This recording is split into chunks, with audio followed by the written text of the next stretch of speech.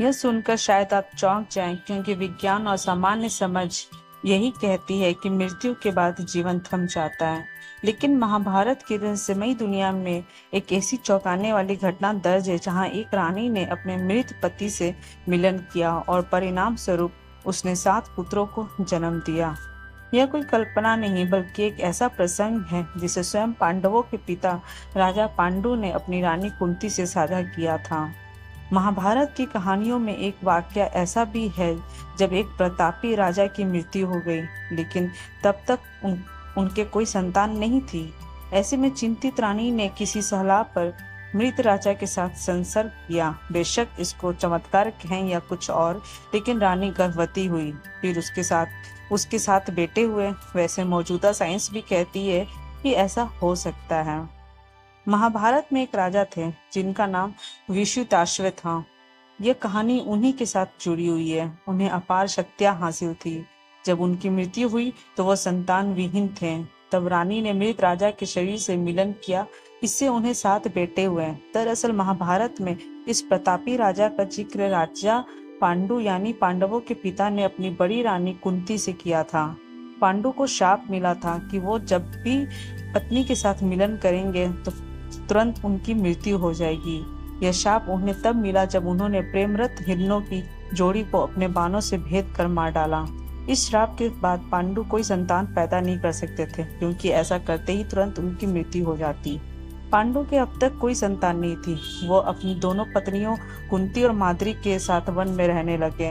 राजा पांडु को संतान नहीं हो पाने पर काफी चिंता रहती थी। एक दिन उन्होंने एकांत में कुंती से कहा, तुम संतान प्राप्ति की कोशिश करो। महाभारत दौर में स्त्रियां आपात स्थिति में उत्तम वर्ण के पुरुष या देवर से पुत्र प्राप्त कर सकती थी। खुद राजा पांडु, धृतराष्ट्र और विदुर का जन्म इसी तरह ऋषि व्यास के साथ संसर्ग से हुआ था। वो राजा विश्वामित्र थे जिन्होंने मरने के बाद भी पत्नी के मिलन के 7 बेटे पैदा किए। यह बात कुंती ने पांडु से की थी। इसका उल्लेख राजशेखर बसु की महाभारत में है, जो बांग्ला में बहुत लोकप्रिय है। इसी तरह राजू विश्वामित्र के बारे में पेंगुइन से प्रकाशित महाभारत खंड 1 के पृष्ठ 148 पर जानकारी दी गई है। कौशिकी बुक्स की महाभारत आदि पर्व अंग्रेजी भाग 2 में भी इसका उल्लेख है। इसके अनुसार पांडु से कुंती ने यही कहा कि अगर आप विश्वामित्र की मृत्यु के बाद भी रानी भद्रा ने उनसे मिलन किया, गर्भवती हुई 7 बेटे को जन्म दिया, तो आप भी तपस्या के प्रभाव से मेरे गर्भ में मानस पुत्री की उत्पत्ति कर सकते हैं। तब पांडु बोले, विश्वामित्र देवता समान बलशाली थे, मुझ में वो शक्ति नहीं है। तो फिर जानते हैं कौन थे ये राजा विश्वामित्र और रानी भद्रा। अब जानते हैं कि कौन थे। वो चंद्रवंश के राजा शंखन के पुत्र थे। विश्वामित्र ने राजा कक्षीवत की पुत्री भद्रा से विवाह किया, जो अपनी सुंदरता के लिए प्रसिद्ध थी। महाभारत में विश्वामित्र को एक धर्मी राजा बताया गया। कहा जाता है कि उसने एक महान बलिदान किया था, जिसमें इंद्र के नेतृत्व में सभी आकाशीय देवता आए थे। इस बलिदान के बाद विश्वामित्र ने महान शक्ति प्राप्त की। उन्होंने अश्वमेध समारोह के माध्यम से सभी दिशाओं के राज्यों पर विजय प्राप्त की। कहा जाता है कि उन्होंने अपना अधिकांश धन ब्राह्मणों को दान कर दिया था।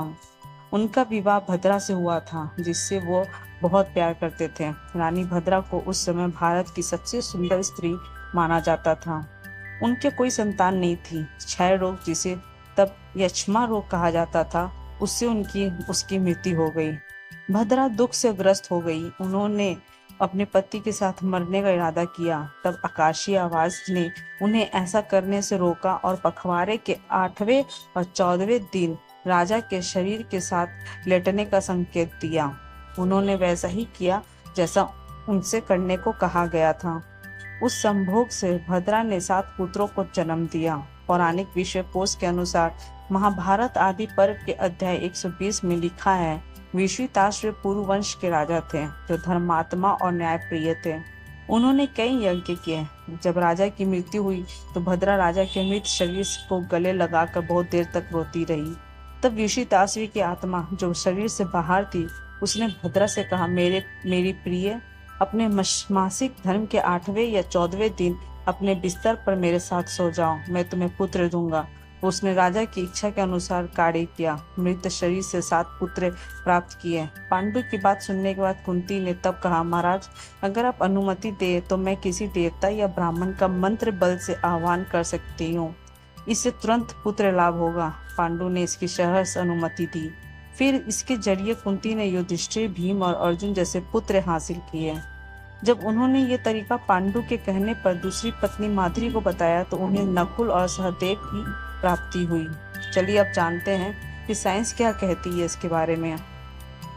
एक अध्ययन के दौरान मिले साक्ष्यों को आधार मानते हुए वैज्ञानिकों की एक टीम ने यह दावा किया कि इंसान की मौत के 48 घंटे बाद तक उसके शुक्राणु यानी कि स्पर्म गर्भधारण के लिए इस्तेमाल किए जा सकते हैं और उससे स्वस्थ बच्चे पैदा हो सकते हैं।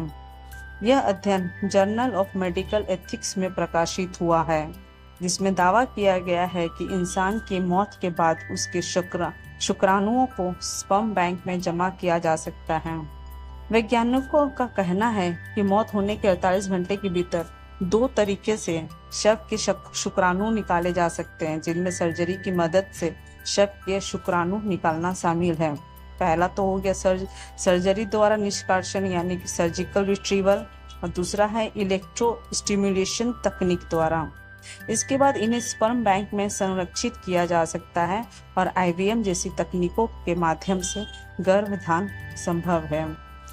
यानी साइंस भी मानती है कि महाभारत की जिन बातों को चमत्कार माना गया है उसमें से कई घटनाएं वाकई हो सकती है, उन पर हैरान नहीं होना चाहिए।